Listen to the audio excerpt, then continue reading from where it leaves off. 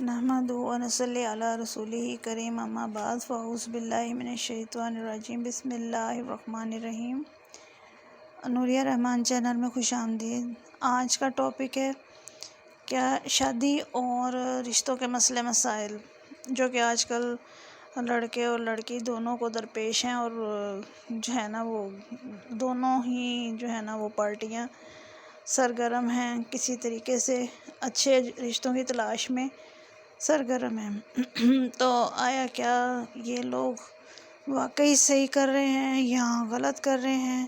یا کون صحیح ہے کون غلط ہے، اس کو کیسے ڈفرینشیٹ کیا جائے گا؟ تو اس بنا پہ ہم تھوڑا سا یہ اخلاقی طور پہ بحث کریں گے، لیکن زیادہ تر فوکس ہوگا کہ اللہ تعالیٰ کے احکامات اور ہمارے جو دین میں ہے وہ کیا مسائل ہیں اور ہم کتنا اس کو فالو کر رہے ہیں۔ تو پہلی بات تو یہ ہے کہ کیا سوال یہ پیدا ہوتا ہے کیا جوڑے آسمانوں پر بنتے ہیں؟ تو اس کا جواب یہ ہے کہ واقعی جوڑے آسمانوں پہ بنتے ہیں۔ اس میں دلیل یہ ہے کہ جس وقت ہم اس دنیا پہ نہیں تھے تو یقیناً ہم عالم ارواحی میں تھے، وہاں پہ ہی ہماری روحیں تھیں اور وہیں پہ ہمارے جوڑے بھی موجود تھے۔ ہر بندے کے ساتھ اس کی بیوی اور اس کے آنے والے جتنے بھی رشتے ہوتے ہیں وہ وہاں پہ ان کی روحیں آس پاس ہی ہوتے ہیں، اور جس وقت وہ اس دنیا میں آتا ہے تو اس کے رشتے اس سے پہلے یا بعد میں کسی نہ کسی طریقے سے اس کے ارد گرد جمع ہو جاتے ہیں۔ اس کے بعد جو رشتہ اس کی زندگی میں اہم کردار آگے چل کے ادا کرنا ہوتا ہے وہ بھی اس کا اس دنیا میں ہی موجود ہوتا ہے اور اس کے ساتھ ہی اترا ہوتا ہے، تو یا اس کے آگے اتر رہا ہوتا ہے یا پیچھے اترا ہوتا ہے، لیکن اس کی روح کا جو سلسلہ ہوتا ہے اس کا آسمانوں پر اکٹھا ہی ہوتا ہے۔ باقی یہ ہے کہ کس طرح سے ہوتا ہے یہ تو اللہ کو پتہ ہو، یہ اس کی پوری معلومات تو ظاہر انسان کو نہیں دی گئی، لیکن چونکہ حضرت آدم اور حضرت اماں حوا اس دنیا میں آنے سے پہلے آسمانوں ہی پر تھے، تو اس وجہ سے ہم بھی عالم ارواح سے دنیا پہ آئے ہیں، تو اس وجہ سے ہمارے جو روحیں ہیں وہ دنیا میں اکٹھی رہتی ہیں، اور حدیث کے مطابق بھی جو روحیں ایک دوسرے کو جو ہے وہ اس سے متعارف ہوئیں، ایک دوسرے کے ساتھ رہیں، وہ دنیا میں بھی ایک دوسرے کے ساتھ رہیں گی، لیکن جو روحیں ایک دوسرے کے ساتھ متعارف نہیں ہوئیں، ایک دوسرے سے دور ہو گئیں، وہ اس دنیا میں بھی ایک دوسرے سے دور ہو جاتے ہیں۔ تو یہ چیز جو ہے وہ کہ بھئی اب جوڑے اگر آسمانوں پہ بنے تو پھر طلاقیں کیوں ہوتی ہیں؟ تو دیکھیں یہ چیز گارنٹی نہیں ہی ہے۔ اللہ تعالیٰ نے روحیں تو اتاری ہیں لیکن فطرت اپنی اپنی ہے۔ یہ نہیں ہے کہ فطرت جو ہے وہ بھی ایک سی ہی اللہ نے کر کے اتاری ہے کہ میاں اگر نیک ہے تو بیوی بھی نیک ہی اتاری ہوگی اس کی، نہیں، یہ تضاد کی دنیا ہے، آزمائش کی دنیا ہے۔ اس میں اگر شخص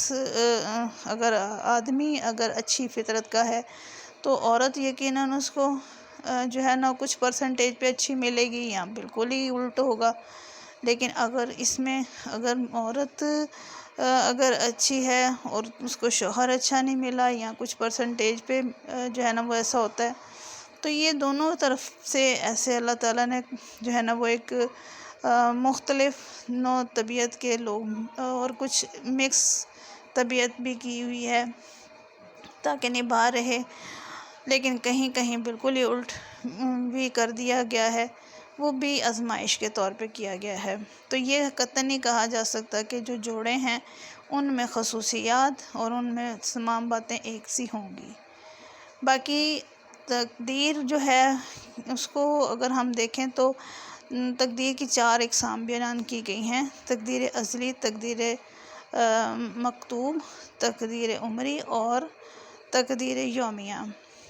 تقدیر ازلی وہ چیز ہے جو اللہ کے علم میں ہے، تقدیر مکتوب وہ چیز ہے جو لوح میں لکھی ہوئی ہے یعنی ریٹن فارم میں، اور تقدیر عمری وہ ہے جو ماں کے پیٹ میں فرشتہ آ کے 4 چیزیں لکھ دیتا ہے: عمر، رزق، اس کی اعمال اور اس کا انجام۔ اور تقدیر جو ہے وہ جو یومیہ ہے وہ روزانہ کی تقدیر ہے کہ اس کو کتنا رزق دیا جائے گا، سارا دن وہ کیا کرے گا۔ جو اعمال اس کے اچھے ہیں وہ فرشتے اوپر لے کر جا رہے ہوتے ہیں، اور جو برے ہیں وہ بھی لے کر جاتے ہیں۔ تو یہ روز کا روز ایک کھاتا ہے جو کہ کھلتا ہے، اور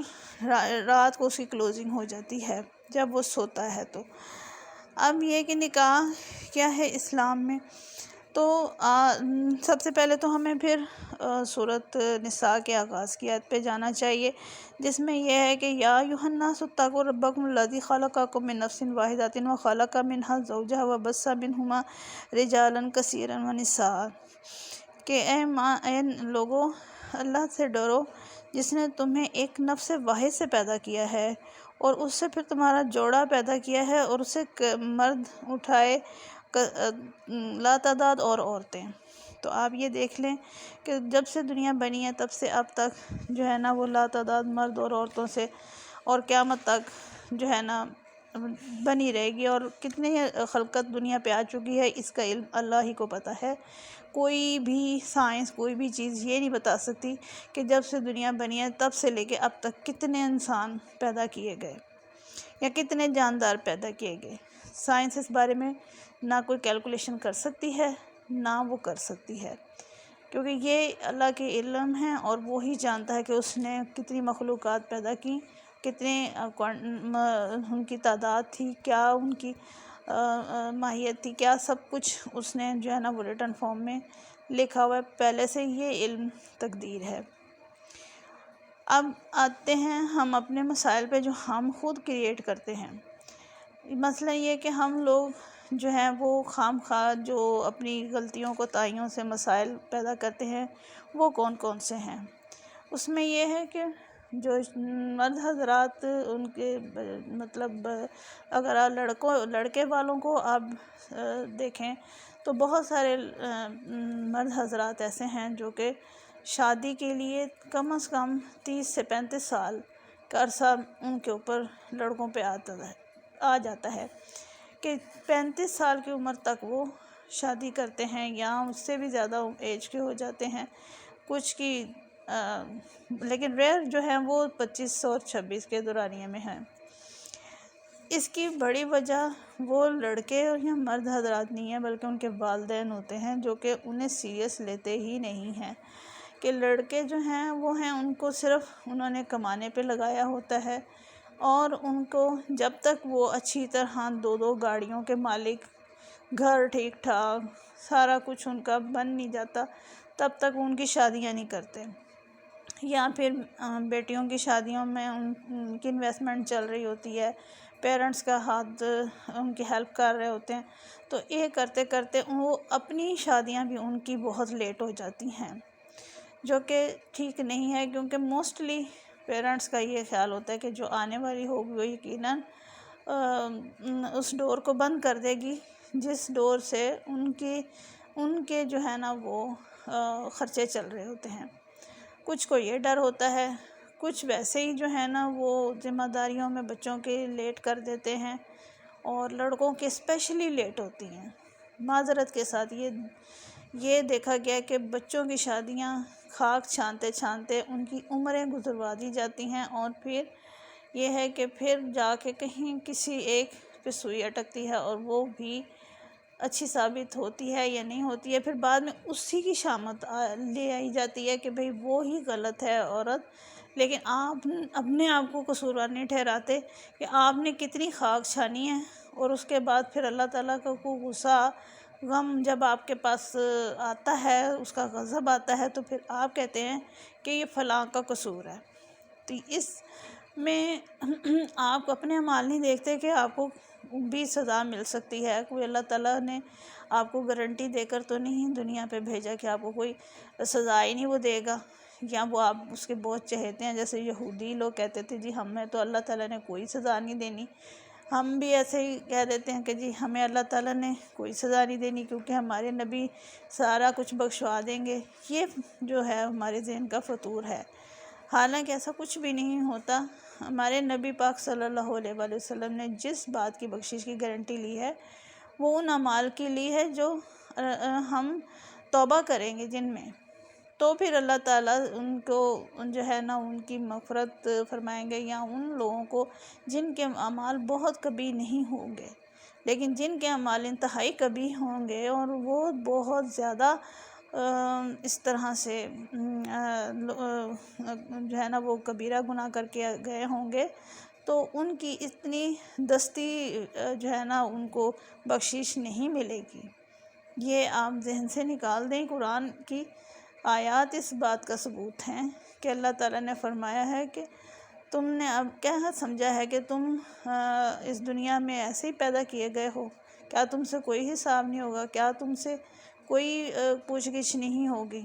تو یہ چیز ہم اگر سوچیں کہ جی ہم سے پوچھ گچھ نہیں ہے تو یہ ہماری خام خیالی ہے۔ اب واپس اپنے ٹاپک پہ آتے ہیں کہ اب لڑکی والوں کا کیا ایٹیٹیوڈ ہے آج کل۔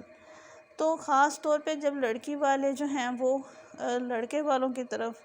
سے یہی چاہ رہے ہوتے ہیں کہ لڑکا اپنی بھاری انکم والا ہو، اس کی جیب ٹھیک ٹھاک بھری ہو، لڑکی کو اچھی طرح سے وہ آج کل کی مہنگائی کے حساب سے اس کو ہر طرح کا کمفرٹ پہنچا سکتا ہو، مالی بھی، ہر طرح سے اخلاقی بھی، ہر چیز انہیں چاہیے ہوتی ہے کہ لڑکے میں تمام وہ کوالٹیز ہونی چاہیے کہ وہ سب سے بڑی کوالٹی اخلاق سب سے پیچھے ہوتا ہے، لیکن سب سے آگے سب سے بڑی چیز وہ یہ دیکھتے ہیں کہ لڑکا اچھے سے ویل آف ہو اور وہ ان کی بیٹی کو اچھے طریقے سے رکھ سکتا ہو اور اس کا گھر اپنا ہو، اس کی ہر چیز اپنی ہو۔ اور کئی لوگوں کی تو ڈیمانڈ اس حد تک ایکسیڈ کر جاتی ہے کہ وہ یہ چاہتے ہوتے ہیں کہ وہ انتہائی اچھے جو ہے نا وہ ان کی جو ہے نا وہ بچی کی بے شک کہ اخلاقی تربیت یا اس کی مورل ویلیوز بہت اچھی ہوں گی، لیکن ان کو اس چیز کی تمنا ہوتی ہے کہ زیادہ سے زیادہ ان کو دیا جائے، زیادہ سے زیادہ ان کی بیٹی کو جو ہے نا وہ کچھ کرنے کی ضرورت محسوس نہ ہو، بلکہ وہ راج کرے، دوسرے معنوں میں صحیح الفاظ یہ ہے کہ وہ راج کرے۔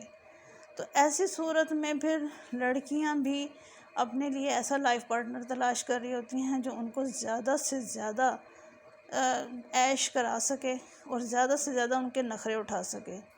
اس چکر میں لڑکیوں کی بھی ایجیں پھر زیادہ بڑھتی چلی جاتی ہیں، خاک چھانتے چھانتے اپنے معیار کو اوپر اپنے کرائٹیریا کو دیکھتے دیکھتے ہم لوگ بچوں کو بوڑھا کرنا شروع ہو گئے ہیں۔ اور معذرت کے ساتھ جتنی پروفائلز میں دیکھ رہی ہوں یا میرے علم میں آتی ہیں تو میں یہ سمجھتی ہوں کہ یہ جو پروفائلز ہیں اس میں میجورٹی بچے بچیاں جو ہیں ان کی ایج تقریباً 35 اور 40 کے درمیان، اور اس کے علاوہ 27 تو عام ہے، 26 عام ہے۔ بہت کم بچوں کی ریشیو رہ گئی ہے جو 22-23 سے لے کر تو 25 تک ان کی شادیاں ہو رہی ہیں۔ اس لیے برائے مہربانی والدین کو یہ چاہیے کہ وہ بچوں کی ٹائم پہ شادیاں کریں اور ان کو اتنی زیادہ ڈیمانڈز مت کریں، اتنا ہائی فائی اپنے آپ کو مت بنائیں کہ آپ کی جو بیٹی ہے اس نے اپنی قسمت لینی ہے، اس نے آپ کی دی ہوئی قسمت نہیں لینی، وہ اس کا نصیب آگے جا کے چلے گا۔ آپ کی دی ہوئی قسمت آپ نے اس کو جہیز کی صورت میں، ہر کمفرٹ کی صورت میں دے دی، لیکن اب آگے اس کا نصیب چلے گا کہ وہ کیسے وہاں پہ رہے گی، آیا اس کے ساتھ کیا واقعات پیش آئیں گے، یہ اس کا نصیب ہے جو آپ نہیں اس کو دے سکتے۔ سیم ٹو سیم لڑکے کے لیے بھی آپ جب جذباتی ہو جاتے ہیں کہ آپ کا بیٹا جو ہے وہ بہت کچھ ہے، لیکن آپ اس کو اب نصیب نہیں دے سکتے ہیں کہ اس کی قسمت میں کون سی لڑکی ہے۔ آپ اپنی طرف سے بہت اچھی بھی لے آئیں گے لیکن آپ پرفیکٹ کبھی نہیں لا سکیں گے۔ جو آپ پرفیکٹ کے چکروں میں پڑ جاتے ہیں یہ آپ بہت ٹائم ضائع کرتے ہیں، اس میں ان بچوں کی تمام جوانی آپ ضائع کر رہے ہیں اور ان کو اس ایج میں جا کے شادی کرتے ہیں جس ایج میں ان کے بچوں کو تقریباً 15-16 سال کا ہونا چاہیے۔ تو یہ بات بہت ہی بری ہے کہ بچوں کو خام خواہ لیٹ کرنا اپنی ڈیمانڈس کے لیے، اور ان کو بھی اس طرح کی سوچ دینا کہ وہ ہائی فائی معاملات لے کے چلیں، تو پھر شادیاں